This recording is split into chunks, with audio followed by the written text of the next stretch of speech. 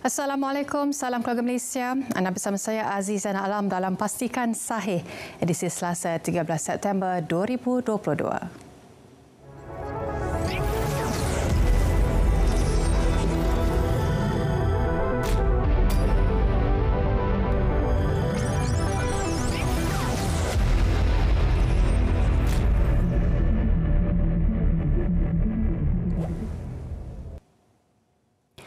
Jangan kongsi berita palsu kerana tindakan itu boleh menyebabkan anda didakwa. Ayuh bersama-sama kita terapkan budaya tidak pasti, jangan kongsi dalam usaha memberi kesedaran kepada orang ramai tentang kesan buruk menyebarkan berita palsu. Kita mulakan dengan segmen Sahih.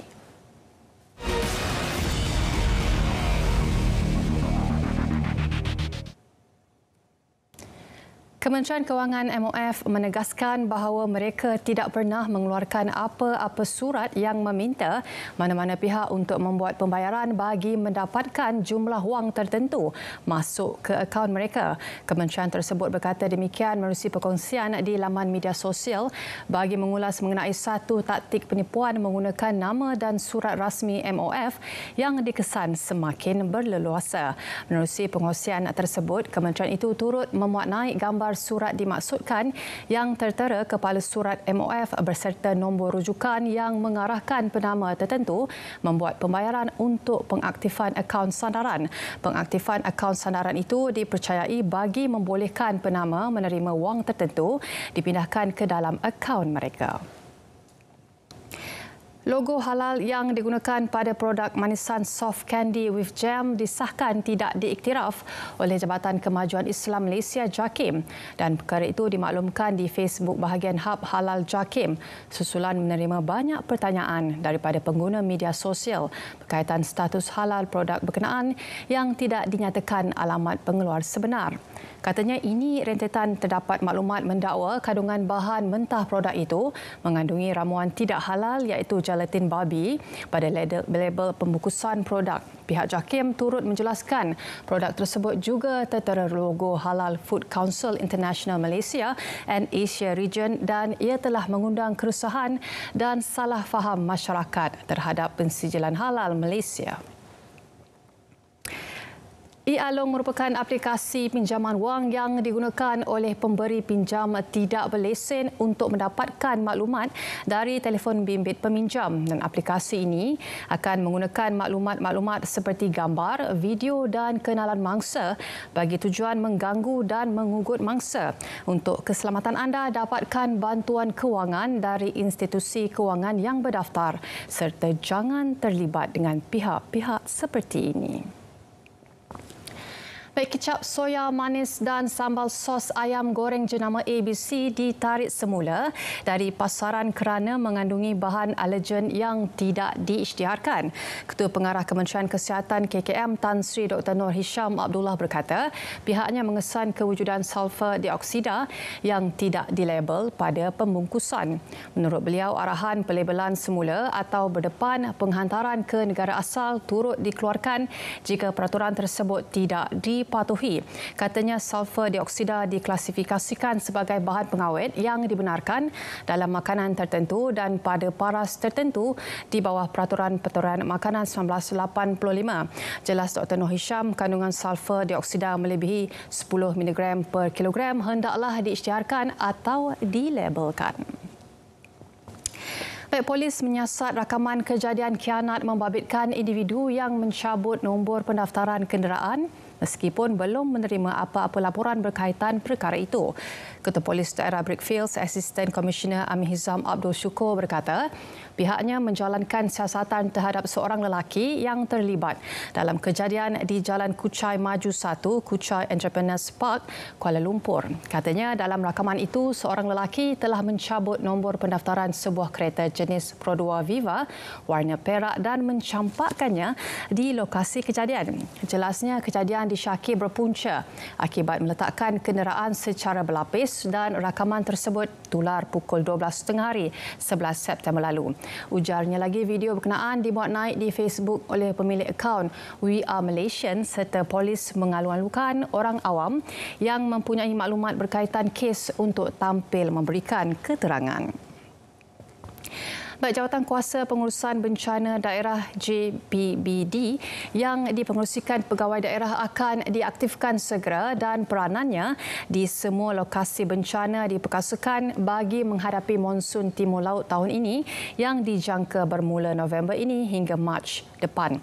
Perdana Menteri Datuk Seri Ismail Sabri Yaakob berkata, perkara itu diputuskan dalam mesyuarat Jawatan Kuasa Pengurusan Bencana Pusat JPBP memandangkan JBPD mempunyai fungsi penting untuk melaksanakan kerja-kerja menyelamat serta penyampaian bantuan di lokasi bencana, sementara Agensi Pengurusan Bencana Negara NADMA dan JBPN penyelaras di peringkat pusat serta negeri.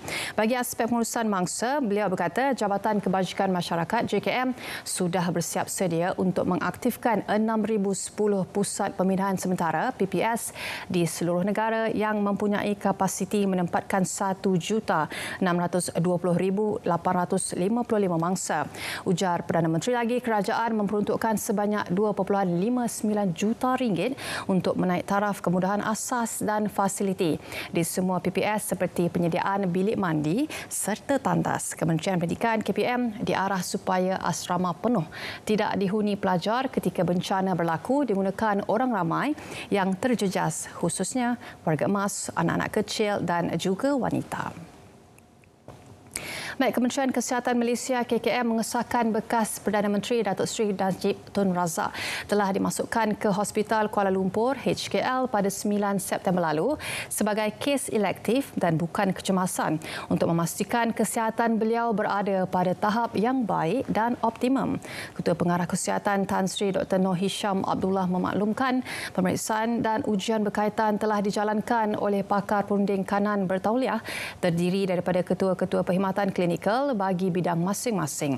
Ujarnya pihak HKL juga telah mengadakan sidang keluarga sebanyak 2 kali yang telah dihadiri oleh bekas Perdana Menteri itu dan juga keluarga beliau. Selain itu, Dr. Noor Hisham menambah, mereka juga telah diberitahu tentang keputusan sebulat suara pakar-pakar perunding agar Najib dibenarkan untuk didischarge daripada HKL.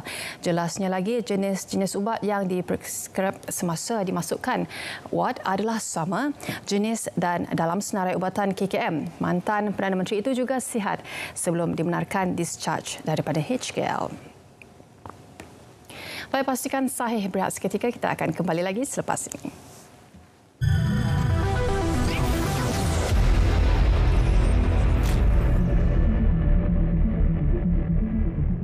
Saksikan secara langsung Majlis Perasmian Semarak Patriotik IPT 2022 yang disempurnakan oleh Yang Amat Berhormat Perdana Menteri 15 September 9.25 pagi hanya di TV1, saluran berita RTM dan RTM Klik.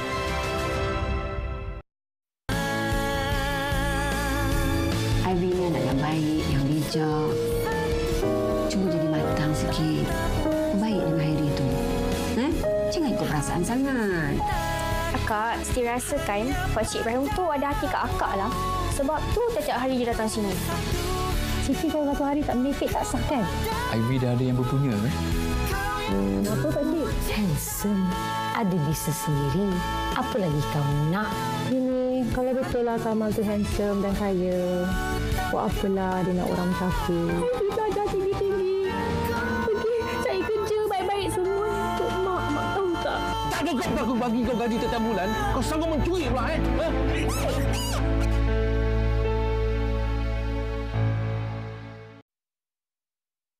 Program-program menarik menanti anda di TV1 sempena sambutan Hari Malaysia 2022.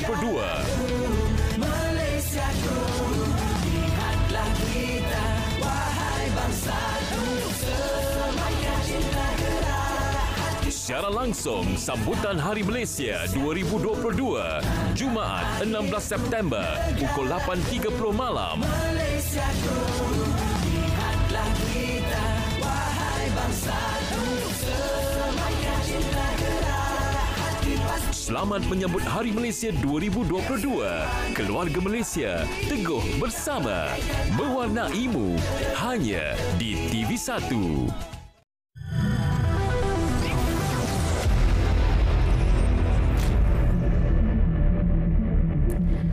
Baik, ini kembali dalam Pastikan Sahih. Kita ke segmen Semasa.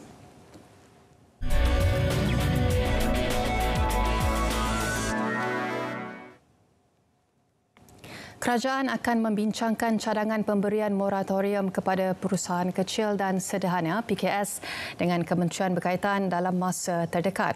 Perdana Menteri Datuk Seri Ismail Sabri Yaakob berkata, perbincangan itu akan melibatkan Kementerian Kewangan dan Kementerian Pembangunan Usahawan dan Koperasi. Beliau berkata demikian ketika diminta mengulas kenyataan Pengerusi Majlis Pemulihan Negara Tan Sri Muhyiddin Yassin yang mencadangkan pemberian moratorium kepada PKS terutama mereka yang masih bergelut untuk pulih semasa pasca COVID-19.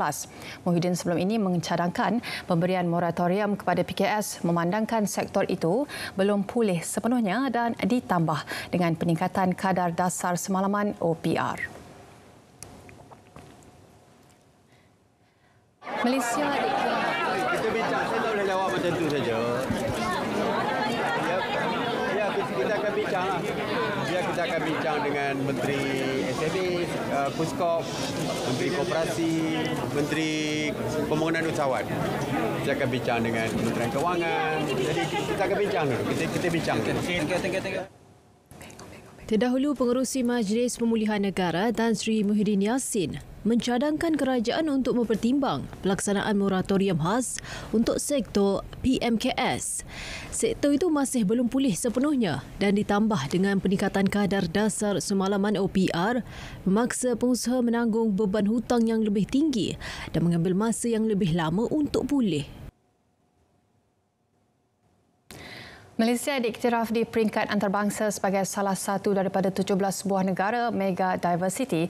Berikutan terdapat sekurang-kurangnya 5,000 tumbuh-tumbuhan indigenous serta memiliki ekosistem marinnya sendiri. Menurut Perdana Menteri Datuk Seri Ismail Sabri Yaakob, kekayaan biodiversiti negara ini perlu dimanfaatkan sebaiknya bagi melonjakkan ekonomi negara melalui pemeriksaan sektor bioteknologi. 5 sasaran utama di BN 2.0 adalah: pertama, 30% syarikat BioNexus ke peringkat global dan 70% syarikat BioNexus peringkat tempatan kekal aktif. Kedua, sokongan kepada syarikat-syarikat BioNexus yang berpotensi untuk menjadi syarikat berstatus unicorn. Kerajaan dalam konteks ini mensasarkan 3 syarikat bioinovasi berstatus unicorn menjelang 2030. Ketiga, pemerkasaan institut dan institusi serta tokoh penyelidik bioteknologi tempatan bertaraf dunia. Keempat, 5% KDNK negara oleh syarikat-syarikat bioteknologi. Dan kelima, 80% graduan bioteknologi yang diiktiraf melalui program pentauliahan mikro dan 20% graduan bioteknologi dalam program pasca siswasa. Pembangunan vaksin tempatan bawah Institut Genom dan Vaksin Malaysia MGVI kini memasuki peringkat ujian praklinikal terhadap haiwan. Menteri Sains, Teknologi dan Inovasi Datuk Seri Dr. Adham Baba berkata kementerian akan memastikan pengeluaran vaksin mematuhi syarat pembuatan dan kehendak amalan penghilangan baik GMP. Kita mengambil maklum bahawa 2 kaedah dapat digunakan, satu melalui teknologi transfer daripada teknologi di luar negara. Yang kedua, bangunkan platform kita sendirilah. Platform yang kita bangunkan ialah melalui platform virus inactivated ataupun kedua adenovector, dan pakar-pakar kita di peringkat universiti, di peringkat institusi seperti IMR membangunkan juga teknologi mRNA lah. Kementerian Sains, Teknologi dan Inovasi mesti tidak akan mengecualikan mana-mana syarikat pemula berteknologi tinggi tempatan daripada mendapat bantuan dan pembiayaan. Menterinya Datuk Seri Dr. Adham Baba berkata ini bagi mengelak pengisyarahan syarikat pemula yang berpotensi mencapai status unicorn berhijrah ke negara lain untuk mendapat modal perniagaan. Untuk itu, saya telah pun membuat pendirian dan arahan kepada MOSTI supaya tidak mengecualikan mana-mana syarikat startup daripada sektor berteknologi tinggi ini untuk dibiayai atau dibantu sehingga mereka mendapat beberapa series pembiayaan. 2, 1. Program Jualan Murah Keluarga Malaysia JMKM telah berlangsung di 71% kawasan disasarkan. Pengerusi Pasukan Khas Jihad Tangani Inflasi, Tan Sri Anwar Musa berkata ia melibatkan 454 pusat jualan di seluruh negara dan pihaknya turut mengambil maklum tentang kemajuan jualan murah keluarga Malaysia tersebut. Cuma bila dilihat dengan berbanding dengan US dollar, kita melemah kira-kira 7%. Dengan dolar Singapura kira-kira 3.9%. Jadi bagi yang benar-benar memahami, bolehlah melihat daripada keseluruhan nilai mata wang. Prestasi kita adalah baik dari segi itu. Hospital Sultanah Maliha, Langkawi akan menjadi hospital pakar utama selepas projek pembinaan bangunan tambahan hospital itu siap sepenuhnya pada Julai 2025. Menteri Kesihatan Khairi Jamaluddin berkata bangunan tambahan dengan kos 425 juta itu akan menyediakan tambahan 220 katil, 6 dewan bedah, 40 unit kuartus kaki tangan hospital dan tempat letak kereta bertingkat. Pelancong kalau dia datang ke hospital kerajaan bukan kadar subsidi, bukan free, dia kena bayar, full paying. Jadi kalau full paying mestilah kita sediakan sesuatu yang bertaraf antarabangsa. Takkanlah kita nak hantar kepada hospital yang biasa saja. Sebab itu konsep hospital bangunan tambahan Sultanah Maliha ni adalah lebih kepada konsep yang bertaraf antarabangsa. Design dia pun nampak macam private hospital, ya, sebab tu kos dia tinggi sikit tapi tak apa sebab memang unik kepada Langkawi, ya. Kita nak supaya bila turis datang ke sini dia tahu pergi hospital kerajaan pun wow macam hospital swasta. Kementerian Kesihatan juga akan membina sebuah klinik kesihatan di Pulau Tuba pada tahun hadapan selain meluluskan pembelian ambulans laut bagi meningkatkan kemudahan kesihatan di pulau berkenaan. Kementerian Wilayah Persekutuan KWP kini dalam persediaan membuat persiapan bagi menghadapi banjir. Ia dimaklumkan Menterinya Datuk Seri Syahiran Kasim ketika ditanya mengenai mesyuarat Jawatankuasa Pengurusan Bencana Negara JPBP yang dihadiri beliau. Ini adalah persediaan biasa dan saya mewakili wilayah. Kita telah membuat persediaan di pangkat DBKL, Putrajaya dan juga Labuan. Kita menyelenggarakan tempat perpindahan dan juga ada cadangan untuk menyediakan makanan dalam bungkusan. Tapi kami di sini kita akan, kerana tempat kita dekat dengan semua kemudahan. Kalau kawasan satu banjir, kawasan lain tak banjir. Jadi tidak masalah untuk supply makanan kepada mangsa-mangsa banjir. Kita boleh menempatkan sampai 24,000 orang macam tu untuk pusat-pusat perpindahan yang telah kita sediakan. Jadi insya-Allah tidak ada masalah. Kementerian Pendidikan KPM akan memperincikan garis panduan berkaitan pemilihan penceramah untuk program di sekolah termasuk ceramah motivasi, kata Menteri Kanan Pendidikan Datuk Dr. Razi Jidin bercakap kepada media selepas menghadiri Majlis Transformasi Pendidikan Infrastruktur Pendidikan yang selamat dan kondusif di Putrajaya semalam. Razi berkata antara perkara yang akan diperhalusi adalah berkaitan kebebasan pihak sekolah memilih sendiri penceramah luar. Macam-macam pendekatan digunakan oleh sekolah ini untuk program motivasi. So we realize this stuff dan kita sekarang tengah perincikan proses-proses garis panduan berkaitan dengan pemilihan mereka berkaitan ke sekolah motivasi dan sebagainya. As I said, before this kalau kita perincikan semua benda, kadang kata semua kementerian nak kontrol. You see, kenapa tak bagi autonomi pada sekolah? This is the challenge that we are facing. Namun bila tidak ada satu penyelarasan dan pemantauan yang menyeluruh, bila timbul isu dan kita kena perincikan satu persatu balik. So that's what we're doing right now. As I said, we are looking at the loophole into the system. Negara memerlukan sekurang-kurangnya 2,000 beg darah sehari bagi memastikan tabung darah mencukupi untuk kegunaan pesakit. Timbalan Menteri Kesihatan Datuk Dr. Nur Azmi Ghazali berkata, stok bekalan darah di Pusat Darah Negara PDN perlu ditambah agar lebih ramai nyawa dapat diselamatkan. Menurutnya, Kementerian Kesihatan KKM amat menggalakkan penganjuran program derma darah oleh mana-mana pihak untuk dimanfaatkan mereka yang memerlukan.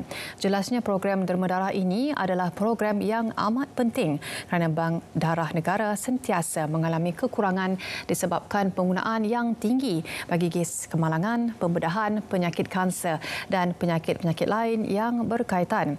Tambah Nur Azmi, menderma darah adalah baik untuk menjaga kesihatan jantung selain mengawal tekanan darah supaya berada dalam keadaan normal. Beberapa mercu tanda di ibu negara akan disinari dengan cahaya warna jingga sempena dengan warna tema Hari Keselamatan Pesakit Sedunia selain menunjukkan solidariti terhadap keselamatan pesakit Sabtu ini. Ketua Pengarah Kesihatan Tan Sri Dr. Noor Hisham Abdullah dalam hantaran di Facebooknya berkata 3 lokasi ikonik iaitu Tasik Simfoni Suria KLCC, Menara Kuala Lumpur dan juga Menara Dewan Bandaraya Kuala Lumpur di BKL akan disinari dengan penyalaan lampu berwarna jingga bermula 8 malam hingga 10 malam. Di samping itu, Hospital Kuala Lumpur HKL, Hospital Rehabilitasi Ceras, Hospital Kansela Tuanku Mukris, UKM Pusat Perubatan Universiti Malaya, Hospital Angkatan Tentera Tuanku Mizan dan juga Institut Perubatan Respiratori turut menyertai program solidariti tersebut. Sempena acara itu, Dr. Noor Hisham berkata pelbagai aktiviti menarik dianjurkan di Tasik Simfoni Suria KLCC serta pertandingan fotografi. Baik, pastikan sahih beras. Ketika kita akan kembali lagi selepas ini.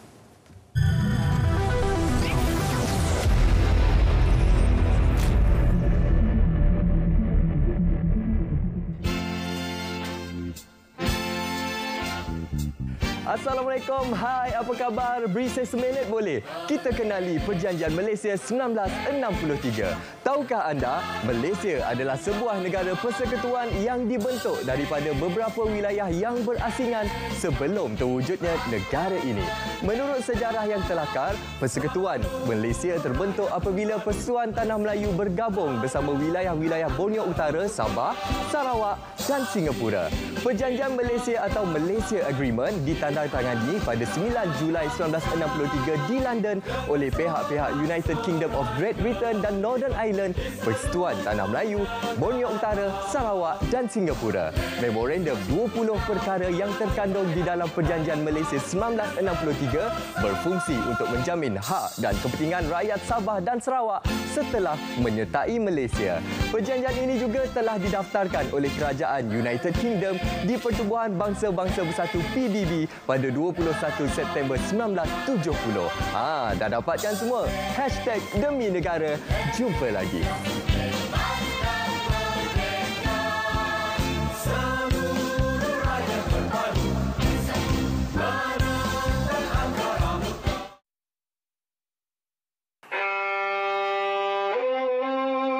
Inilah warisan daripada nenek moyang kita.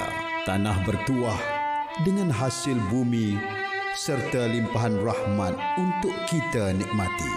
Kenikmatan yang terwujud dari hati, toleransi, keprihatinan dan kasih sayang kita sesama warga. Ini warisan yang kita akan jaga dan pelihara sebagai keluarga Malaysia. Raikannya.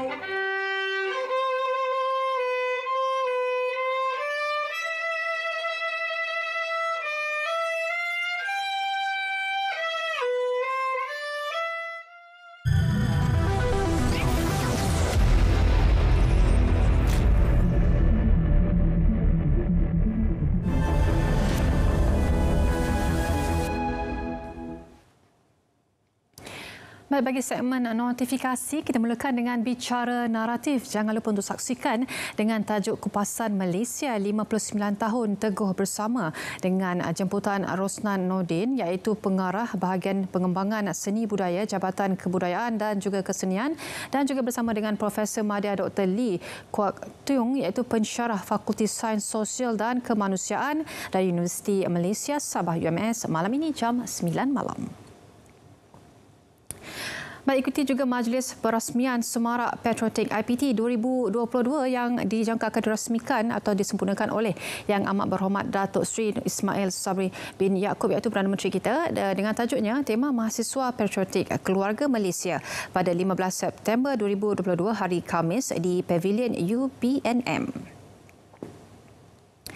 Baik, selamat menyambut Hari Malaysia 2022 peringkat kebangsaan. Jangan lupa untuk sertai pada 16 September 2022.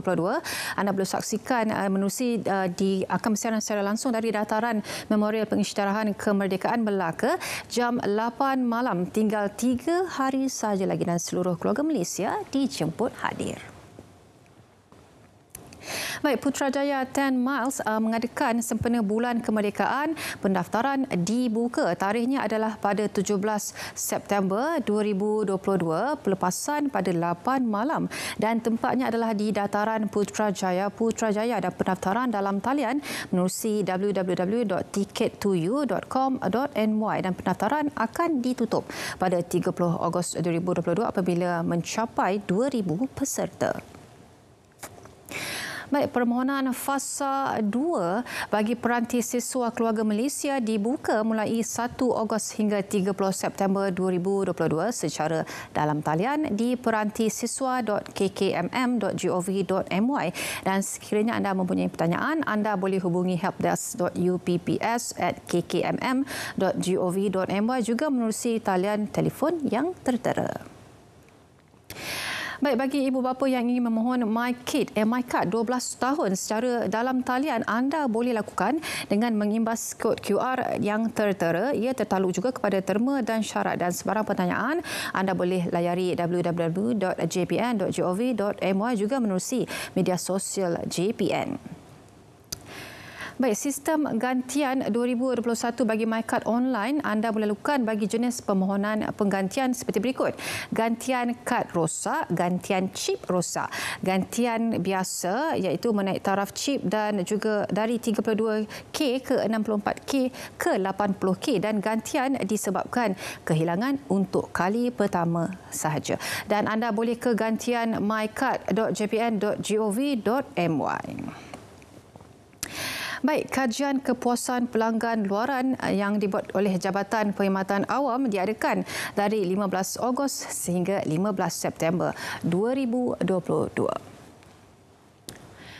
Baik, sekian sahaja daripada kami dipastikan sahih untuk hari ini. Jangan lupa untuk terus menonton kami esok jam 3.30 petang. Dengan itu, saya Azizan Alam. Assalamualaikum dan salam keluarga Malaysia.